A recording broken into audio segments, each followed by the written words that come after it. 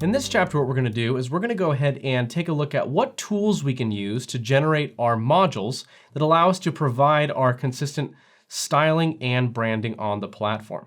All right, so we'll take a look at how you provide styling in Liferay, and then we'll take a look at what tools we can use, and we'll actually get set up with that tooling together. So let's start with how you provide your consistent styling and branding on the platform. Okay, so in general, we know that typically we have UX designers working with the front-end developers to provide that consistent styling. And we'll talk about what tools we have and what frameworks we have that can help both of these teams work together to accomplish those goals. All right, but first, normally what we have is the mock-ups that are created for us, and then we have the actual implementation that needs to be done by the front-end developers. Now, in order to actually implement the mockups, what front-end developers can do in Liferay is they can build modules, like I've mentioned, and they can build templates as well. And in 7.1, we have a new concept called page fragments. Now, our modules are primarily going to be referring to themes and layout templates. There are some different kinds of modules you can create as well, which we will talk about later in the course, but our primary modules for providing our look and feel are going to be those themes and layouts. And we'll go ahead and break those down in chapter 3 and chapter 4 of this course. Now for the templates, these allow us to customize the look and feel of specific resources on the platform. So any number of widgets or content specifically is what we are focusing on. Now, page fragments are new to 7.1, and what they do is they allow us to use HTML, CSS, and JavaScript to actually create a fragment of the page, something like a banner or informational content, some footer content, different things along those lines. So if you can imagine a page and the different sections that are on those pages on any modern website, we can build those fragments using our UI technologies available to us on the platform.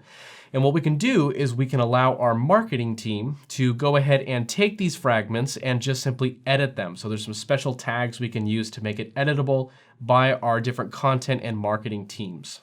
So we'll look at how we can go ahead and generate those together along with our modules and templates throughout this course.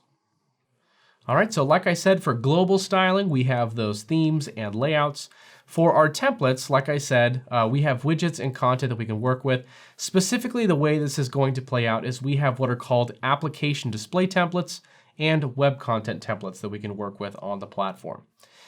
All right, now web content templates allow us to essentially take a structure of content and provide a presentation or design for that content.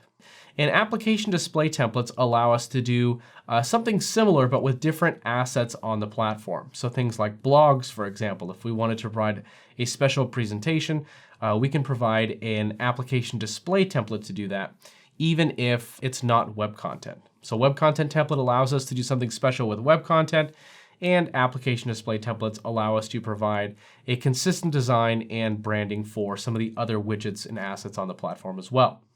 And we'll take a look at these in more detail as we continue on. All right, so keep that in mind. Overall, what we're looking at is we're going to take a look at the 3 main ways of implementing our custom styling. We're going to be looking at modules, templates, and fragments. The modules are going to break down into our themes and layout templates primarily, though we will look at some other modules that you can create if you're interested as well. And for our templates, we're going to be talking about web content templates and application display templates, and then of course our new page fragments in 7.1. So in the next section, we're going to go ahead and take a look at the tooling that we can use to accomplish our goals using these different methods of applying our custom styling.